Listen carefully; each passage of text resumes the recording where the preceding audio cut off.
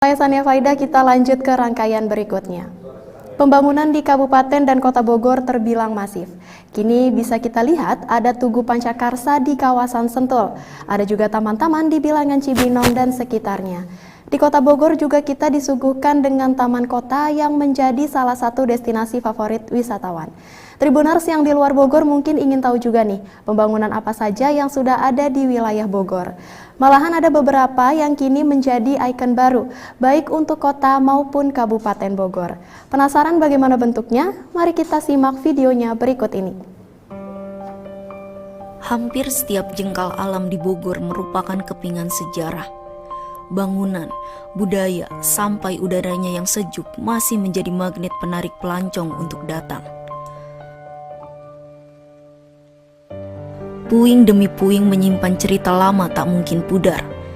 Hela ke hela serupa mozaik utuh potret menggebu semangat perjuangan.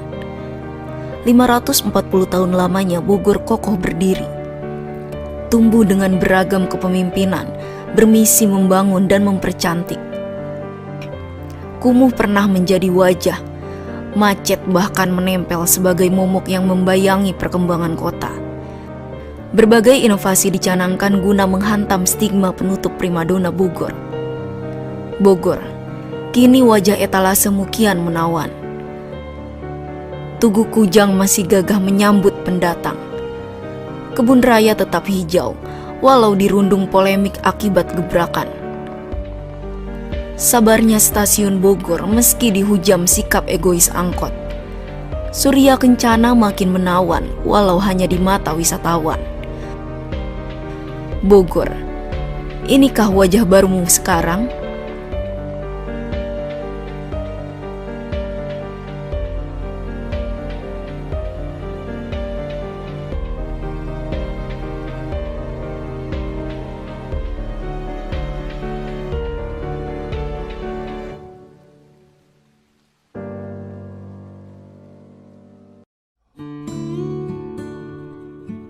Sejak era kolonial, stasiun Bogor memiliki posisi penting dalam hal jalur kereta api rute Bogor-Jakarta.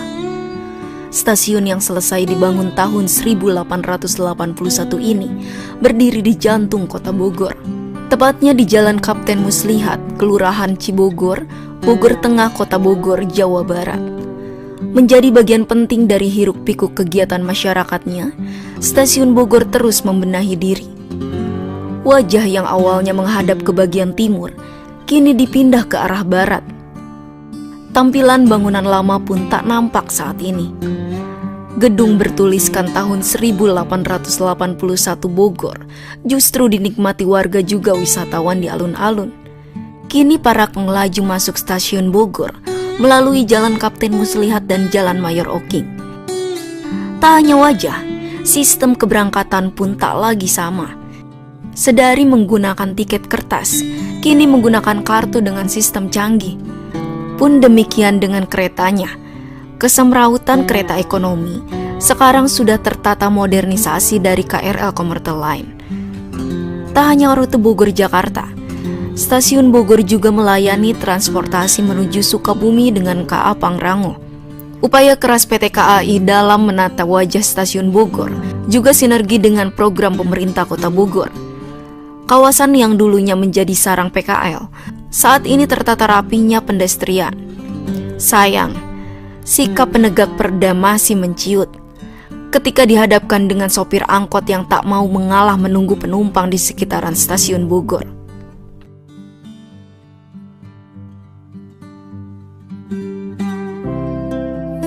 Tepat di arah timur stasiun Bogor, alun-alun Kota Bogor congkak mentereng menjadi ikon baru. Desain modern mirip konsep ruang terbuka di Eropa itu dibangun dengan kocek 1,5 miliar rupiah. Goretan tangan Gubernur Jawa Barat Ridwan Kamil direalisasikan di atas 1,7 hektar. Alun-alun di Jalan Kapten Muslihat ini dinilai paling spesial se-Jawa Barat. Betapa tidak, alun-alun Kota Bogor dibuat atas perpaduan unsur sejarah dan religi yang kuat. Lokasi yang dulunya merupakan Taman Ade Irma Suryani ini berdampingan dengan Masjid Agung juga bangunan sejarah stasiun Bogor. Jika memadukan sejarah, Lantas, mengapa patung Kapten Muslihat tak lagi dipajang di alun-alun kota Bogor?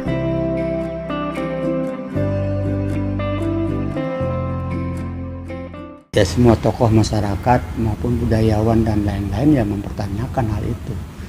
Kenapa sampai sekarang hilang? Kemana gitu kan? Itu yang dipertanyakan.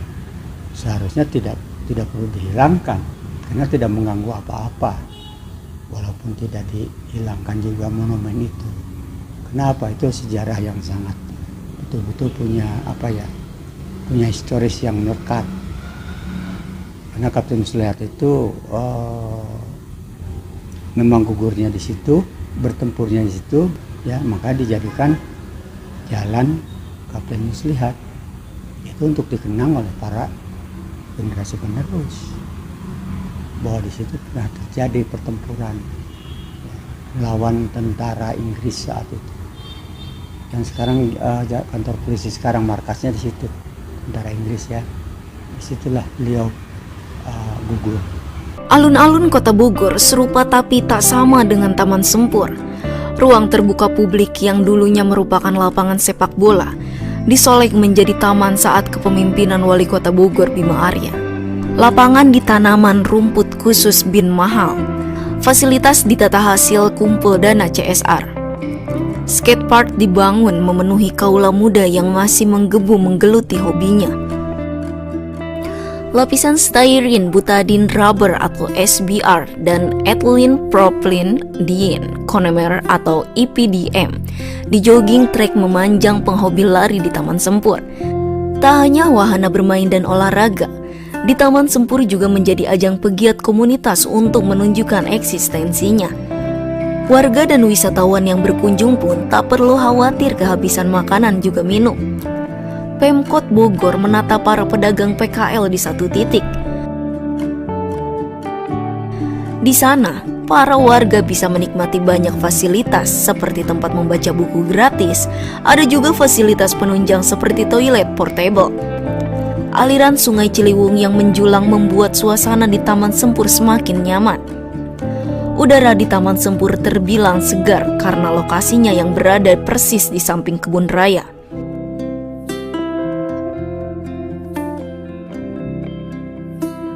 Kebun Raya Bogor merupakan kebun raya tertua di Asia Tenggara. Di usianya yang sudah menginjak 2 abad, KRB terus berevolusi menjaga marwah konservasi. Tahun 2018 lalu, Kebun Raya Bogor masuk daftar sementara warisan dunia.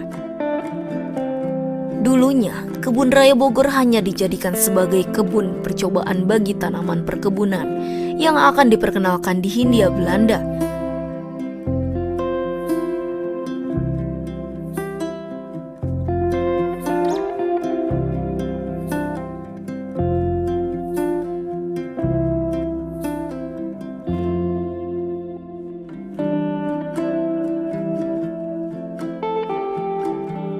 Pada perkembangannya pendirian Kebun Raya Bogor justru menjadi awal perkembangan ilmu pengetahuan di Indonesia.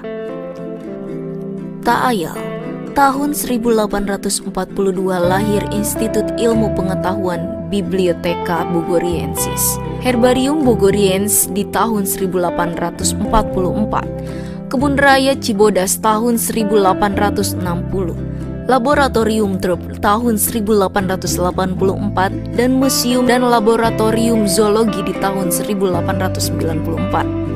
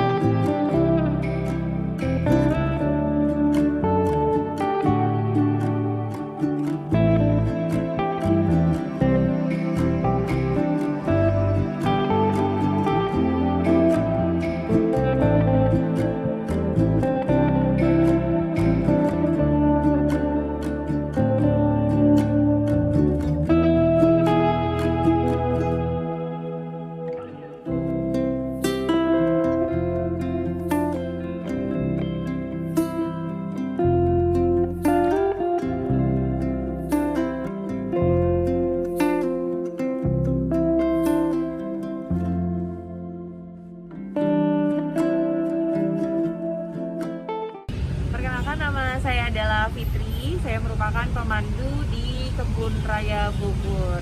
Jika kita membahas mengenai sejarah Kebun Raya Bogor, tentunya Kebun Raya Bogor saat ini dan dulu sangat berbeda sekali. Pertama kali didirikan Kebun Raya Bogor itu pada tanggal 18 Mei tahun 1817, yaitu sekitar 205 tahun yang lalu, didirikan atas ide atau gagasan seorang ahli tanaman berkebangsaan Jerman yang bernama Profesor Reinward. Nah, tujuan pertama pendirian Kebun Raya Bogor ini yang pertama adalah mereka ingin memanfaatkan halaman belakang Istana Bogor sebagai kebun percobaan untuk tanaman yang bernilai ekonomi. Seperti apa sih contohnya? Yaitu kelapa sawit, kinah, vanila atau vanili, dan juga pohon-pohon lainnya yang menghasilkan dari segi ekonomi. Kemudian untuk saat ini fungsi Kebun Raya Bogor yaitu sangat berbeda, karena fungsi yang pertama Kebun Raya Bogor sebagai tempat konservasi ex situ, di mana kita menyimpan berbagai macam tumbuhan dan tanaman yang kita simpan atau yang kita koleksi di sini, kita bawa dari habitat aslinya di hutan, kemudian kita simpan atau kita pindahkan ke Kebun Raya Bogor. Maka dari itu tugas fungsi atau tugas utama Kebun Raya Bogor yaitu sebagai tempat konservasi. Yang kedua adalah sebagai tempat penelitian, ketiga pendidikan, keempat pariwisata, dan yang terakhir adalah jasa lingkungan. Nah, itu sekilas mengenai sejarah berdirinya Kebun Raya Bogor.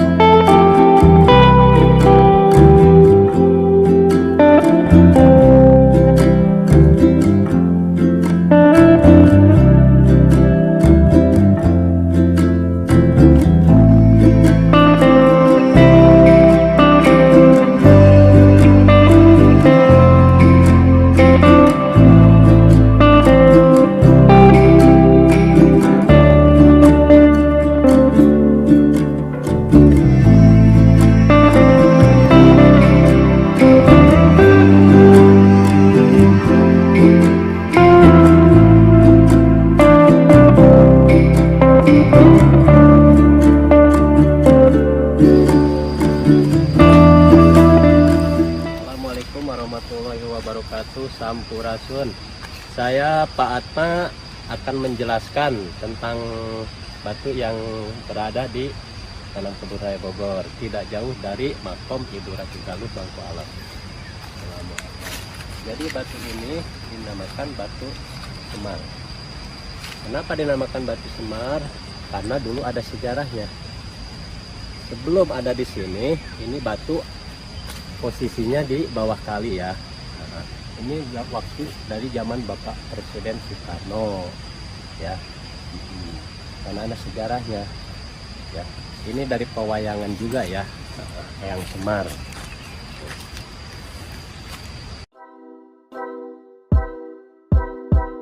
Seputaran Kebun Raya Bogor juga terdapat ikon kota Bogor yang sangat khas, yakni Tugu Kujang.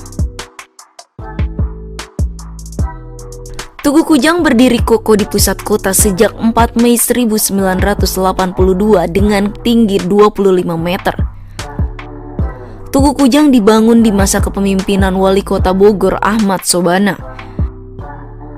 Dengan biaya 80 juta rupiah pada masa itu, Tugu Kujang kini menjadi ikon Bogor yang sangat khas. Nama Tugu Kujang sendiri diambil dari senjata tradisional yang merupakan pusaka dari suku Sunda.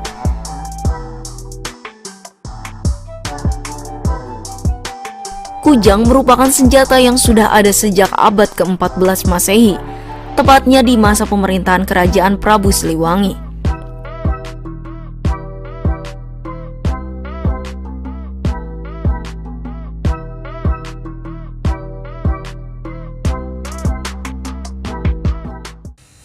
Tugu Kujang salah satu ikon Kota Bogor. Berdiri dan diresmikan oleh Wali Kota R. Subana pada tahun 1982, persis pada hari ulang tahun Bogor, 3 Juni.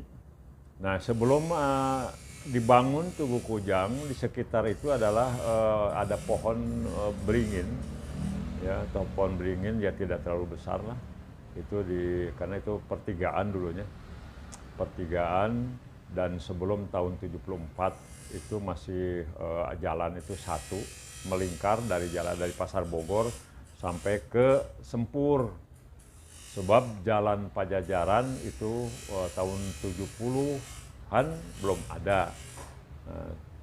Terminal baru dibangun tahun 1973-74 ya.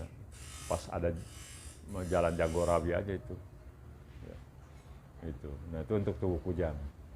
Nah, jenis kujang yang ada pada Tugu Kujang itu jenis ciung, jenis kuntul. Ya, karena di dalam bersumber dari Pantun Bogor. Pantun Bogor itu bisa juga dibilang Babad Pajajaran atau Pantun Pajajaran. Itu tertulis ada 6 jenis ciung. Ya, sampai sekarang saya sebagai pembuat kujang mengikuti apa-apa yang tertulis dalam Pantun Bogor atau Pantun Pajajaran. Jadi ada 6 jenis kujang: ciung, kuntul, jago, naga, badak, bangkong. Kemudian disusul satu lagi kujang wayang, itu hasil seminar diskusi mengenai kujang yang akan dihakikan tahun 2013 yang lalu. Sudah ketuk palu, jadi kujang ada 7 jenis. Nah, yang di Tugu Kujang itu jenis kuntul.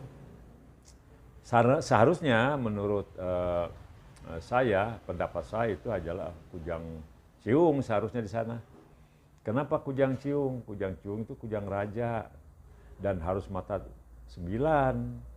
Kenapa? Karena Bogor itu dipercaya sebagai pusat kerajaan Sunda yang berdiri pada tahun 696.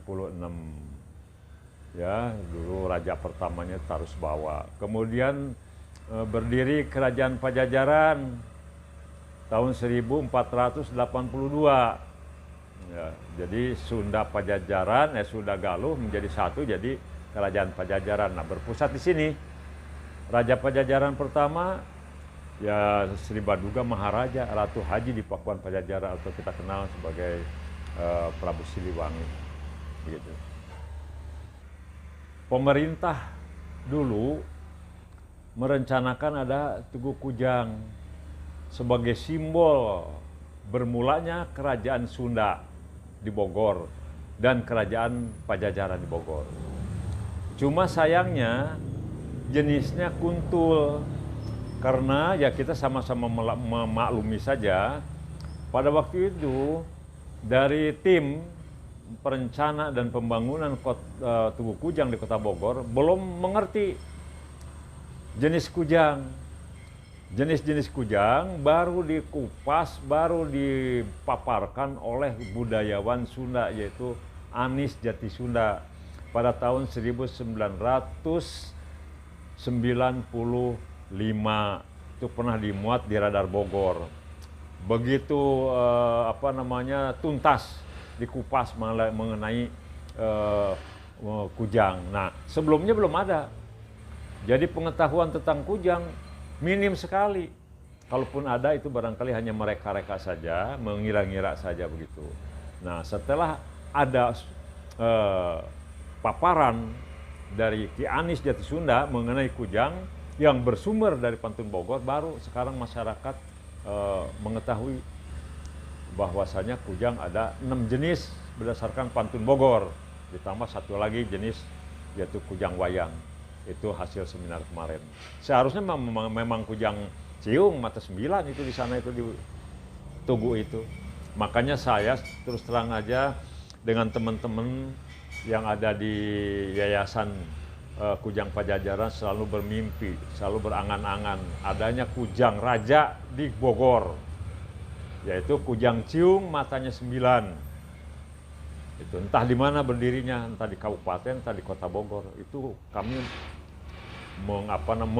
memimpikan sekali itu adanya Kujang Raja. Begitu. Tugu Kujang berdiri atau diresmikan pada tahun 1982 ya. Kemudian ya begitu aja jadinya ya, sesuai mulai didirikan sampai sekarang seperti itu aja posisinya, bentuk dan sebagainya seperti itu, keadaannya pun seperti itu. Cuma setelah 2 tahun kemudian, jadi tahun 84 lah, mulai ada kegiatan para mahasiswa, utamanya para mahasiswa dari daya mahasiswa Sunda ya. Kemudian didukung juga oleh para pendaki, ya, pemanjat tebing, gabungan lah gitu. Itu membersihkan tugu itu, mulai dari atas sampai bawah. Nah itu rutin. Sepertinya tahun 2020 dah mulai nggak ada karena memang ada pandemi ya. Sebelumnya terus itu, setiap tahun rutin. Yang dilakukan oleh para mahasiswa gabungan dengan para pencinta olahraga panjat tebing. Itu ya. Sekarang belum dilakukan lagi tuh tradisi seperti itu. Padahal seharusnya ya dilanjutkan lah. Dulu tuh untuk menyuci, ngumbah kujang, tugu kujang, itu pakai ada acara ritual segala. Kita ngambil air dari 7 sumur, ya gitu tuh, orang anak-anak muda lah. Ya, saya hanya penonton aja. Masih di seputaran Tugu Kujang, ada juga Istana Bogor yang kini menjadi tempat bekerja Presiden Joko Widodo. Istana Bogor dibangun pada zaman kolonial yang dikenal dengan nama Palais Butenzoorg.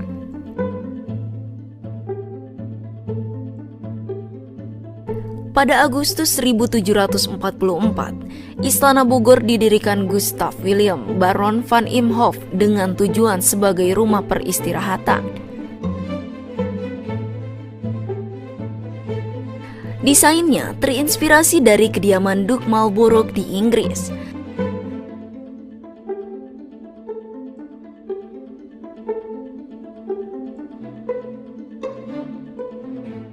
Pada masa pemerintahan Gubernur Jenderal Herman Willem Daendels tahun 1808 sampai 1811, didatangkan 6 pasang rusa total dari perbatasan India, Nepal yang kini menjadi ikon dari Istana Bogor.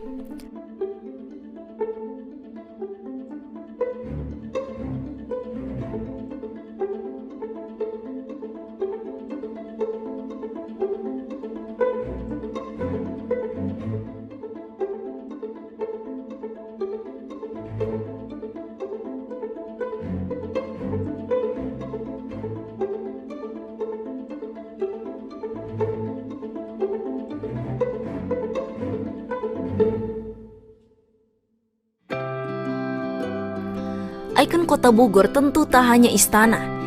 Kini rasanya belum lengkap ke Bogor jika tak mencicipi kuliner di Jalan Surya Kencana. Selain tempat yang bagus dan penuh sejarah, kota Bogor juga identik dengan kulinernya.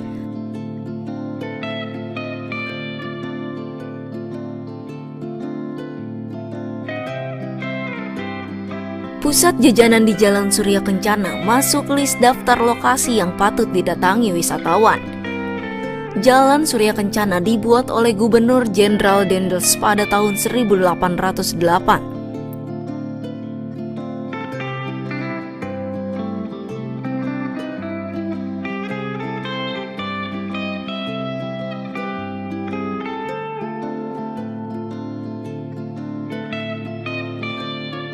Di tahun 1905, pemerintah Kota Bogor mengubah nama jalan ini menjadi Jalan Handelsstraat.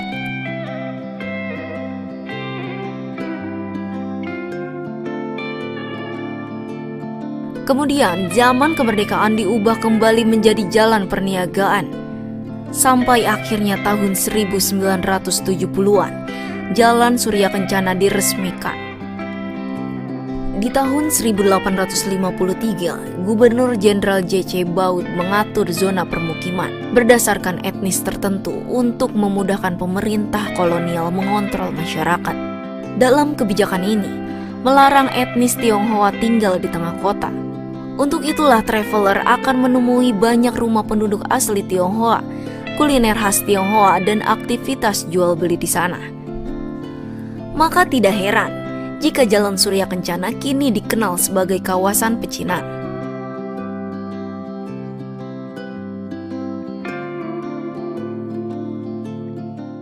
Ya, awal mulanya Surya Kencana ini kan nama yang dikenal sekarang.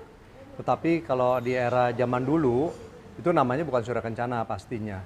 Di era apalagi di zaman Belanda. Ini dikenal dulunya awalnya adalah di mana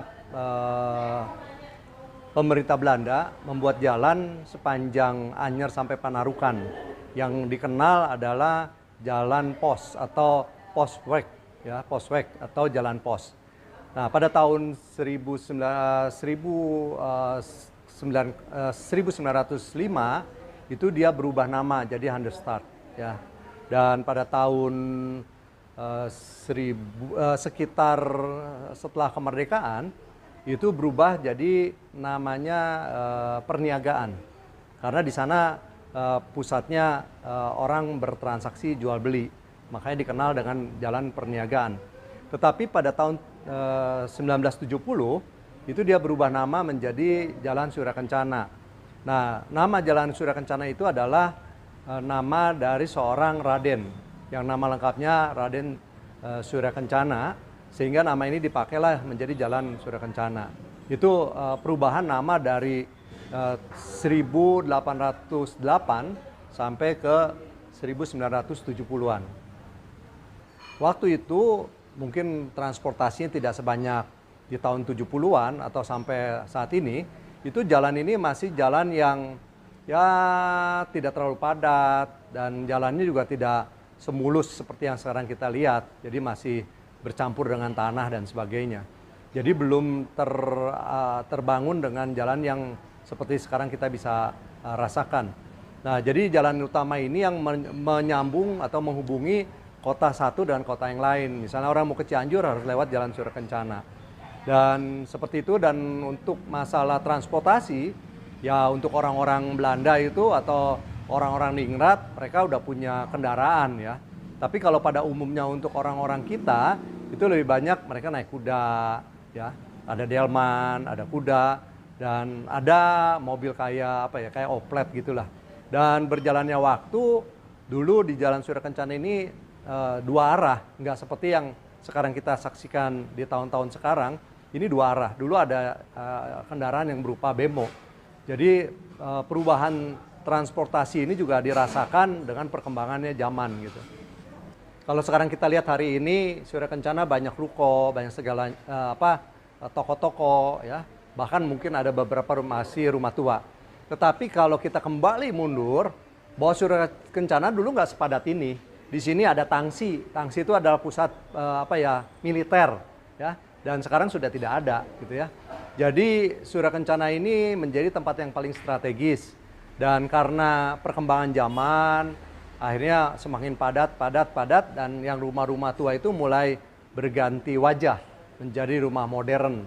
Terutama mereka ini kan tempat berdagang, jadi rumahnya sudah berubah menjadi sebagian jadi ruko. Mungkin atasnya masih dipertahankan tapi bawahnya sudah jadi bentuk kayak ruko. Jadi kalau kita lihat sekali lagi zaman dulunya di Surya Kencana, ini adalah kota yang yang tidak sepadat hari inilah, karena itu perkembangan zaman. Transportasi pun berkembang sehingga kemacetan, orang bilang wah Surya Kencana macet. Ya karena pusat kuliner ya ada di Surya Kencana. Dari mana-mana mereka datang ke Kota Bogor pasti ke Surya Kencana. Ya terkenal dengan berbagai kulinernya, mulai dari asinan, makanan, ya, lalu roti dan sebagainya itu ada di sepanjang Jalan Surya Kencana Siliwangi. Di sanalah tempatnya orang semua datang untuk menikmati kuliner di Kota Bogor.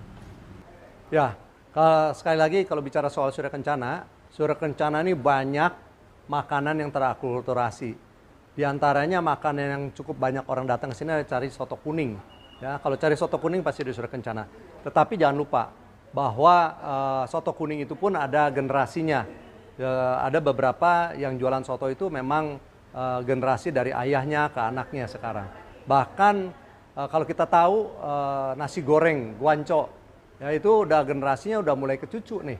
Ya, jadi artinya udah 3 generasi ya, dari orang tuanya ke anak, sekarang ke cucunya. Lalu yang unik dari nasi goreng guanco ini ada di mana mereka bisa berkumpul kemanapun bertiga. Yaitu ada yang namanya kacang hijau sama sate sumsum terkenalnya di Kota Bogor. Jadi satu-satunya sate sumsum Pak Oo dibilangnya. Itu yang selalu bersama-sama kemanapun mereka pindah, mereka pasti bertiga. Nah ini juga menunjukkan kekompakan di antara lokal maupun orang Tionghoa. Mereka bisa bersama-sama membangun suatu usaha di tempat yang sama. Jadi inilah menunjukkan bahwa Surya Kencana ini untuk semua orang. Dan tadi saya sudah sampaikan, ada dari orang Madura, ada orang dari pemiliknya orang Arab gitu ya.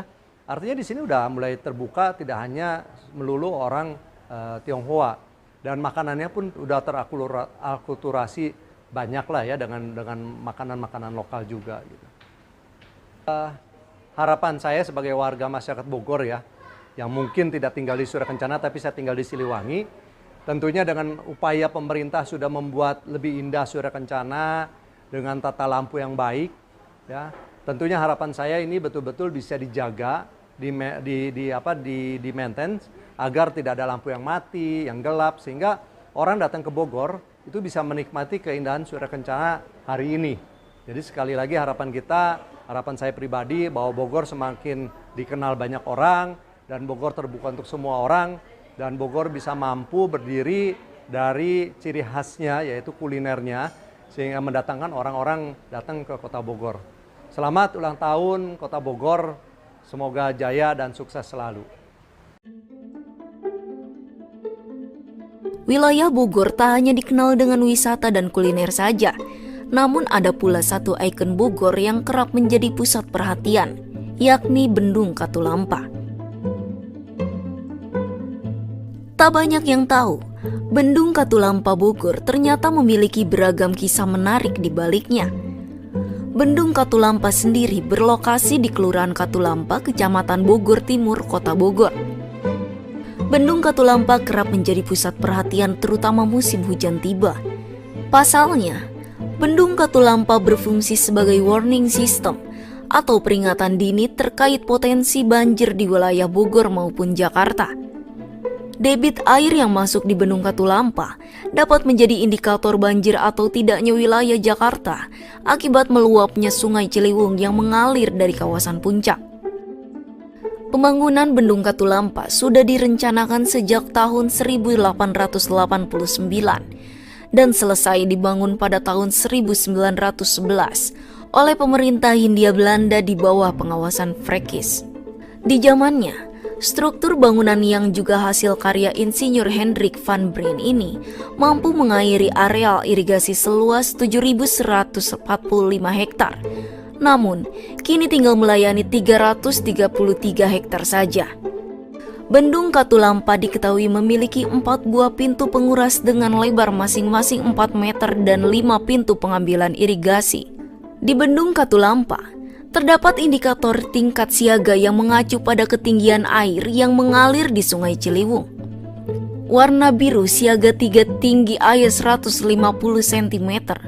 Warna kuning siaga 2 ketinggian air 200 cm dan siaga 1 yang ditandai warna merah dengan tinggi air lebih dari 200 cm.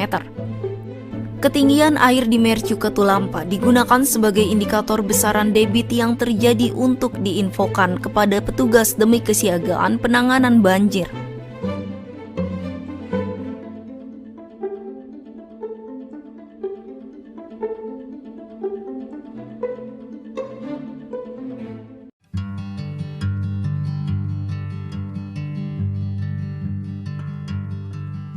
Bogor menjadi salah satu destinasi yang kerap dituju oleh wisatawan. banyak tempat wisata yang dapat dikunjungi. Satu di antaranya adalah wisata Telaga Saat. Telaga Saat yang memiliki luas 5,8 hektar ini berlokasi di Kelurahan Tugu Utara, Kecamatan Cisarua, Kabupaten Bogor. Lokasinya begitu asri, terlebih Telaga Saat berada di antara perkebunan teh dan perhutanan.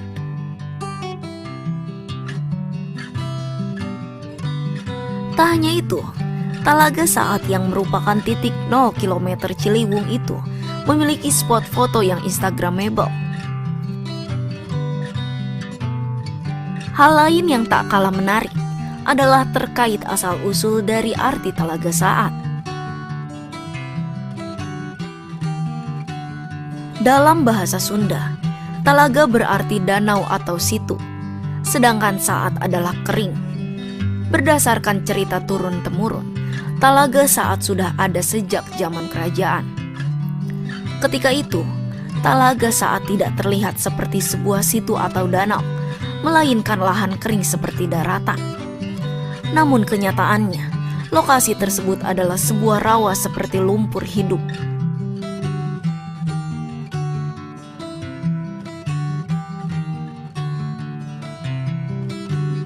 Kalau Telaga Saat itu sebetulnya dari dulu ya udah ada, cuman untuk peresmian dibukanya Telaga Saat itu tahun 2018. Cuma untuk dikelola desa wisata pada tahun 2020 bulan Oktober.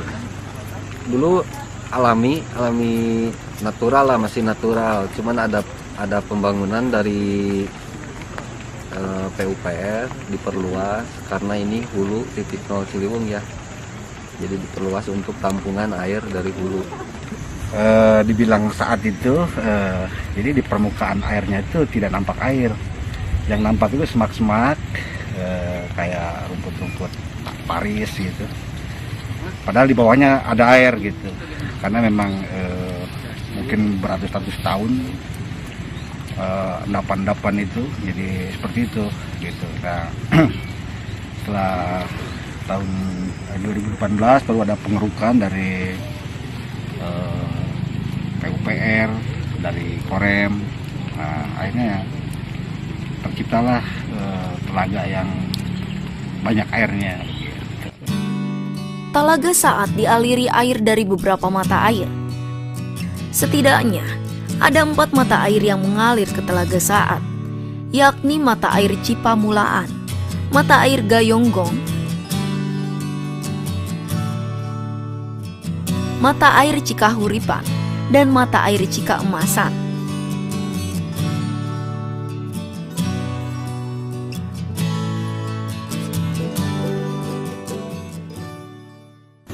Panorama alam ya, lebih ke panorama alam, pegunungan, pegunungan dan kebun teh. Terus ya inilah danau titik 0 ini, titik 0 Ciliwung.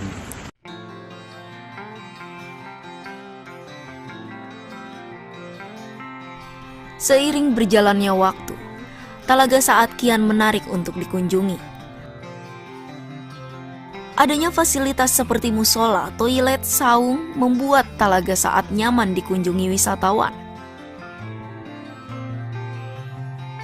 Bahkan, menurut pengelola, tak sedikit pejabat yang datang berkunjung ke Telaga Saat, termasuk Presiden Jokowi yang saat itu masih menjabat sebagai Gubernur DKI.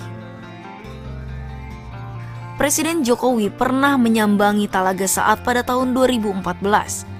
Saat itu, Jokowi tak sekedar meninjau titik 0 km Ciliwung. Namun, Jokowi juga turut melakukan penghijauan dengan menanam sebuah pohon. Untuk Telaga Saat sering dikunjungi oleh pejabat-pejabat publik ya, seperti salah satunya Presiden Jokowi waktu masih menjabat sebagai Gubernur DKI Jakarta tahun 2014, dia sempat menanam pohon kayu putih, sampai sekarang masih ada. Selain Bapak Jokowi, dari Wakil Gubernur Jawa Barat, terus Bupati Kabupaten Bogor, Wali Kota Bogor, Bima Arya, dan ada Danjen Kopassus. Keindahan, kebersihan, dan ketertiban Talaga Saat selalu terjaga. Hal itu tentu tidak terlepas dari peran pihak Desa Tugu Utara. Beragam upaya dilakukan pihak Desa Wisata Tugu Utara guna membuat Talaga Saat semakin menarik untuk dikunjungi.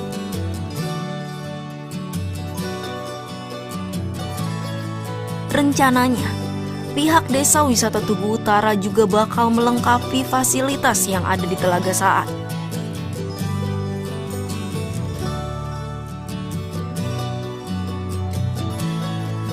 Pihak desa pun berharap ke depannya Talaga Saat bisa terus menjadi destinasi wisata yang menarik di Puncak Bogor.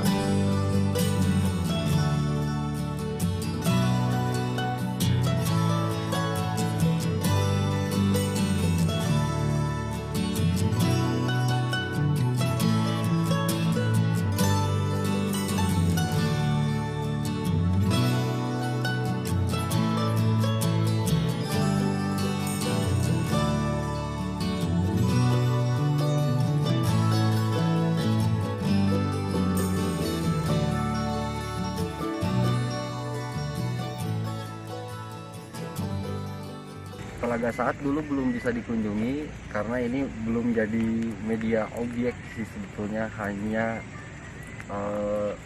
dangkal gitu ya, mata air yang dangkal, makanya dibilang tuh di nama Talaga Saat itu karena dangkal, nggak kelihatan airnya, jadi ilalang rumput.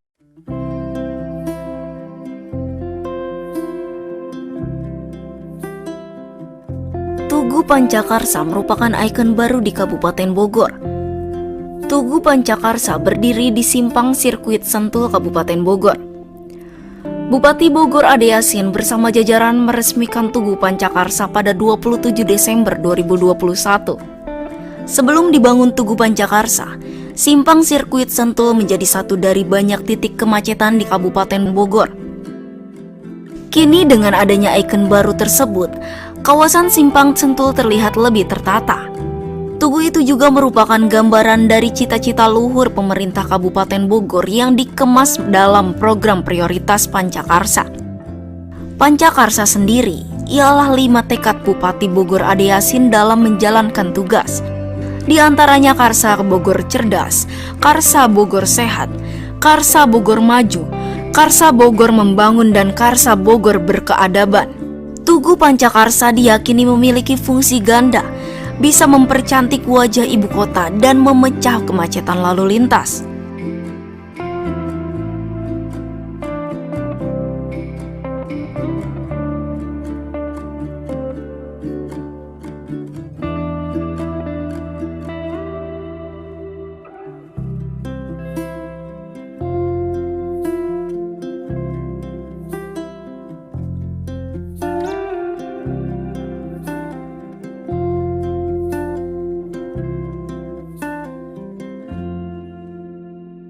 Upaya mempercantik wajah bumi tegar beriman, pemerintah kabupaten juga sudah lebih dulu membangun stadion megah di wilayah Pakansari Cibinong. Kini menjadi markas tim Persikabo juga digunakan untuk ajang Liga 1.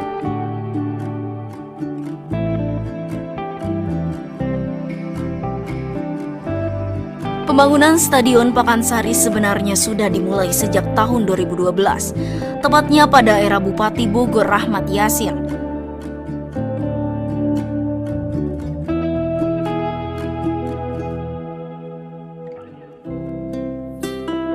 Hingga tahun 2016, pembangunan rampung dan langsung digunakan untuk ajang PON 19, Jawa Barat, dan Piala AFF 2016. Stadion Pakansari lantas diresmikan oleh Gubernur Jawa Barat Ahmad Heriawan. Fasilitas di Stadion Pakansari pun tak main-main. Stadion ini mampu menampung 30.000 penonton. Rumput lapangannya pun menggunakan Zoysia Matrela tipe 2.